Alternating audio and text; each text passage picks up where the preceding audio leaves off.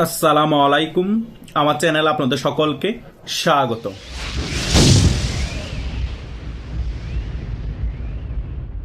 বাংলাদেশ আওয়ামী লীগ হারিয়ে যায়নি। কোন সময় রাজপথে নামতে হয় বাংলাদেশ আওয়ামী লীগ ভালো করেই জানে।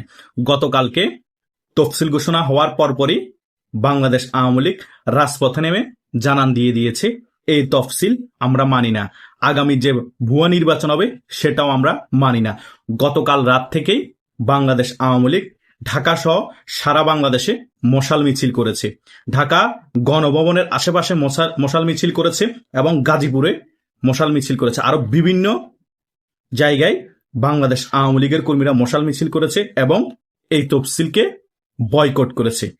আওয়ামী লীগ ছাড়া বাংলাদেশে কোনো নির্বাচন বাংলাদেশ আওয়ামী লীগের কর্মী এবং বাংলাদেশের জনগণ মেনে নিবে না। বাংলাদেশ আওয়ামী লীগ কি করতে পারে সেটা ইতিহাস যারা জানে তারা ভালো করেই জানে। বাংলাদেশ আওয়ামী লীগ ছাড়া যদি নির্বাচন হয় কি ভয়াবহতা বাংলাদেশে নেমে আসতে পারে সেটাও বাংলাদেশের মানুষ ভালো করেই জানে, যারা ইতিহাস ভালোভাবে পড়াশোনা করেছে।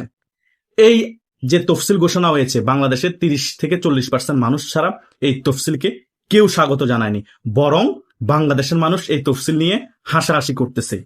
কারণ বিএনপি নিজেরা কামড়াকামড়ি করতেছে, জামাত এবং বিএনপি কামড়াকামড়ি করতেছে। তারা নিজেরা এখন আসন ভাগাভাগি করে কে কোন জায়গায় এমপি হবে অটোমেটিক ভাবে সেটা নিয়ে নাচানাচি করতেছে। বাংলাদেশে 50-60% মানুষ তাদের ভোটাধিকার প্রয়োগ করতে পারবে না, তারা তাদের ভোট দিতে পারবে না। তারা এই তফসিলকে বয়কট করবে না, কি ললিপপ খাবে? এই নির্বাচন বাংলাদেশের 60% মানুষ মানে না, কারণ এই নির্বাচনে বাংলাদেশ 60% মানুষ তাদের ভোটাধিকার প্রয়োগ করতে পারবে না।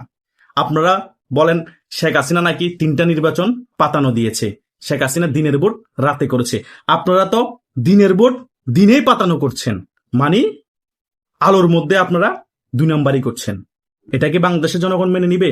শেখ হাসিনা যদি দিনের ভোট রাতে করার জন্য ফেসিস্ট হয়, আপনারা দিনের ভোট দিনে পাতানো করার জন্য ফেসিস্টের বাপ দাদা 14 গোষ্ঠী না? এটা জনগণ মেনে নিবে না। জনগণ রাজপথে নামা শুরু করে দিয়েছে গতকাল থেকে। এই জনগণকে ঠেকাতে পারবেন না। নির্বাচনের তফসিল ঘোষণা করেছেন, নির্বাচন সঠিকভাবে হয় নাকি দেখেন। কথা বুঝেন নাই? নির্বাচনের মধ্যে কত মানুষ মারা যাবে কল্পনা করতে পারবেন না। শুধু নিজেদের মধ্যে কামড়াকামড়ি করে, জামাত এবং বিএনপি কামড়াকামড়ি করে কোনো লাভ হবে না, শুধুমাত্র জনগণের ক্ষতি ছাড়া, বাংলাদেশের ক্ষতি ছাড়া। অলরেডি এই 15 মাসে ডক্টর ইউনূস বাংলাদেশের অর্ধেক মনটা মেরে দিয়েছে, আর বাকি যেটা আছে এই তফসিল ঘোষণার পর নির্বাচনের এই 2 মাসের সময়ের মধ্যে মেরে দেওয়া হবে। এরপরে পাতানো যে সরকার আসবে সে আর বাকি অংশটুকু মেরে দিবে বাংলাদেশের পণটা। এটাই বাংলাদেশে ঘটতে যাচ্ছে। পাকিস্তান তো এটাই চেয়েছিল যে আমরা পণটা মারা খাচ্ছি, আমাদের অর্থনীতি একেবারে ভেঙে গিয়েছে, বাংলাদেশ আমাদের থেকে স্বাধীন হয়ে বাংলাদেশ মধ্যমায়ের দেশ হয়ে যাবে, বাংলাদেশ আমাদের থেকে সুখে শান্তিতে থাকবে, এটা আমরা হতে দিব না। তাই আমেরিকার সাথে যোগসাজশ করে এই পাকিস্তান মেটিকুলাস ডিজাইন করে শেখ হাসিনা সরকারের পতন করেছে। আর সমর্থন দিয়েছে বাংলাদেশের কিছু রাজাকারের নাতিপুতিরা। তারা সমর্থন দিয়ে ষড়যন্ত্র করে শেখ হাসিনা সরকারকে হটিয়েছে আজকের এই দিনটা ঘটানোর জন্য। যা হওয়ার তাই হবে, যেটা চেয়েছে পাকিস্তান সেটাই হবে। কারণ 2001 থেকে 2006 এর শাসন আমল আমরা ভালো করে জানি বিএনপি কিভাবে বাংলাদেশটাকে শাসন করেছে, দুর্নীতিতে 12 বার চ্যাম্পিয়ন হয়েছে। এখন আবারও যদি পাতানো নির্বাচন ফলে ক্ষমতায় আসে, তারা নিজেদেরকে সর্বা মনে করবে। 19 বছর ক্ষমতার বাইরে, পেটে অনেক ক্ষুধা, বাংলাদেশটাকে তাদের কর্মীরা চুষে খেয়ে ফেলবে। তারা আবার দুর্নীতির অভয়ারণ্য হিসেবে গড়ে তুলবে বাংলাদেশকে, আবারও বারবার দুর্নীতিতে চ্যাম্পিয়ন হবে। যা শেখ হাসিনা উন্নয়ন করেছিল সেগুলো ধ্বংস করে দিবে এই বিএনপির কিছু টোকাই কর্মীরা। তারা আওয়ামী লীগ যে জায়গা থেকে 100 টাকা চাঁদা নিত, তারা সে জায়গা থেকে এখন 500 টাকা চাঁদা বসিয়েছে। তারা যদি পাতানো নির্বাচনের ফলে ক্ষমতায় আসে 1000 টাকা চাঁদা বসাবে, বাধ্য হয়ে ব্যবসায়ীরা দিতে বাধ্য হবে। কারণ কিছু করার নাই, তাদের তো ব্যবসা করতে হবে, তাদের ফ্যামিলি চালাতে হবে। এই হবে বাংলাদেশের পরিস্থিতি। জনগণ যদি এখনো না বুঝেন, জনগণ যদি ঐক্যবদ্ধ হয়ে এখনো রাজপথে না নামেন, এই পাতানো নির্বাচনকে না ঠেকান, তাহলে বাংলাদেশ সিরিয়া এবং ফিলিস্তিন থেকেও খারাপ অবস্থা হয়ে যাবে। অলরেডি সেদিকে আমাদের বাংলাদেশ যাচ্ছে। বাংলাদেশের অর্থনীতি একেবারে ধ্বংস করে দিয়েছে, বাংলাদেশের শিল্প কারখানা সকল কিছু ধ্বংস করে দিয়েছে, বাংলাদেশের মধ্যে চিকিৎসা খাত সম্পূর্ণ ধ্বংস করে দিয়েছে, শিক্ষা খাত সম্পূর্ণ ধ্বংস করে দিয়েছে। ছাত্ররা ছাত্রদের প্রতি কোনো সম্মান নাই, ছাত্ররা ছাত্রদেরকে মারতেছে, তাদের প্রফেসরদেরকে মারতেছে, প্রিন্সিপালদেরকে জুতার মালা পরিয়ে বাহির করে দিচ্ছে। স্কুলের পড়ালেখা শেষ, যখন তখন কাউন্টার চলতেছে একটা স্কুল আর একটা স্কুলের সাথে। কলেজের মধ্যে এখন জঙ্গিবাদ প্রমোট চলতেছে, পড়ালেখা শেষ, ঢাকা ভার্সিটিতে এখন জঙ্গিদের অভয়ারণ্য হিসেবে গড়ে উঠেছে। বাংলাদেশের প্রত্যেকটা বড় বড় ভার্সিটি এখন জঙ্গিদের অভয়ারণ্য হিসেবে গড়ে উঠেছে। যেখানে আমরা পড়ালেখা করার কথা সেখানে আমাদের এখন জঙ্গি প্র্যাকটিস হচ্ছে। তাই এগুলো থেকে যদি বাংলাদেশকে বাঁচাতে হয়, আওয়ামী লীগ রাজপথে নামলে আওয়ামী লীগের সাথে সাধারণ জনগণ ঐক্যবদ্ধ হয়ে এই পাতানো নির্বাচনকে রুখে দিতে হবে। এবং পাতানো নির্বাচন যদি রুখে দিতে না পারেন, পরবর্তীতে যে সরকার আসবে সে সরকারকে খুব তাড়াতাড়ি রুখে দিতে হবে। কারণ বাংলাদেশে একটি সুষ্ঠু নির্বাচনের প্রয়োজন আছে, সকল দলের অংশগ্রহণে, এবং নির্দলীয় তত্ত্বাবধায়ক সরকার আন্ডার নির্বাচন হতে হবে। তা না হলে বাংলাদেশের রাজনীতি স্টেবল হবে না, বাংলাদেশে রাজনৈতিক ব্যালেন্স আসবে না, একনায়কতন্ত্রের মতো বাংলাদেশের রাজনীতি চলবে।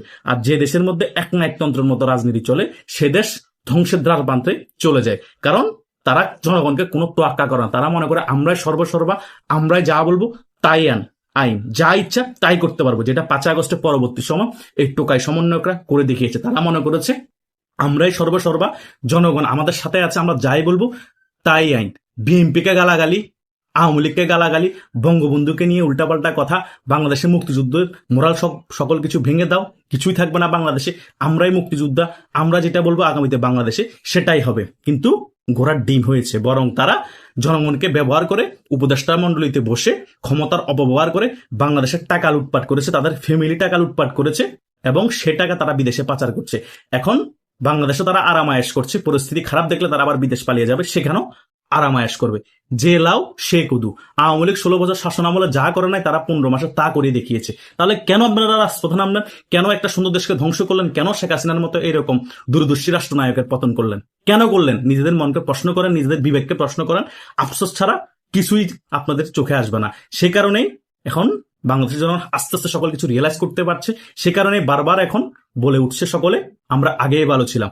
সাধারণ রিক্সাওয়ালারা বলতেছে শেখ হাসিনা যদি ইন্ডিয়া বসেও নির্বাচন করে, শেখ হাসিনাকে যদি নির্বাচন করার সুযোগ করে দেয়, 300 আসনে যদি 300 রিক্সাওয়ালাকে প্রার্থী দেয় নৌকা প্রতীকে, 300 রিক্সাওয়ালা না জিতলেও 150-র উপরে রিক্সাওয়ালা নাকি জিতে যাবে আওয়ামী লীগের নৌকা প্রতীকের ভোট দিয়ে। দেখে বাংলাদেশের জনগণ ভোট দিবে আওয়ামী লীগকে। এই পরিমাণ জনপ্রিয়তা হয়ে গিয়েছে আওয়ামী লীগের। এটা রিয়েলিটি, এই গ্রাউন্ড রিয়েলিটি দেখে বিএনপির এখনো মনে আতঙ্ক ধরে গিয়েছে, জামাতের মনে আতঙ্ক ধরে গিয়েছে, ডক্টর গঙ্গের মনে আতঙ্ক ধরে গিয়েছে।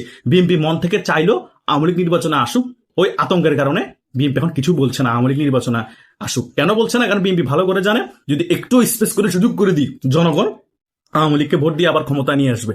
আমরা 19 বছর পরে যে স্বপ্ন দেখেছি, আমরা 19 বছর পরে যে স্বপ্নে বিভোর হয়ে ক্ষমতা আসবো ভেবেছি, সেটাও ভেঙে চুরমার হয়ে যাবে। সে কারণে বিএনপি মনে মনে চাইলে মুখ ফুটে বলতে পারছে না আওয়ামী লীগও নির্বাচনে থাকুক, আমরাও চাই আওয়ামী লীগ নির্বাচনে থাকুক।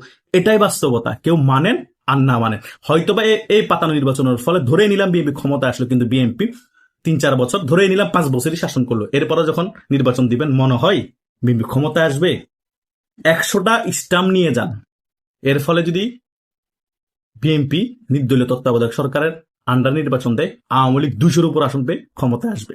কথা বুঝছেন না? হয়তো আওয়ামী লীগের আরো এরকম কয়েক বছর স্ট্রাগল করতে হতে পারে, কিন্তু বেশি দিন সেটা থাকবে না। কারণ আওয়ামী লীগকে বাংলাদেশের জনগণ আবার অ্যাকসেপ্ট করেছে, এবং বাংলাদেশে আওয়ামী লীগ এখন জনপ্রিয়তায় শীর্ষে আছে। তাই নির্দলীয় তত্ত্বাবধায়ক সরকার আন্ডার সুষ্ঠু নির্বাচন হলে আওয়ামী লীগ 200-র উপর আসন পেয়ে আবার ক্ষমতায় আসবে। কারণ এই আওয়ামী লীগকে কেউ রুখতে পারবে না, এটা 100%।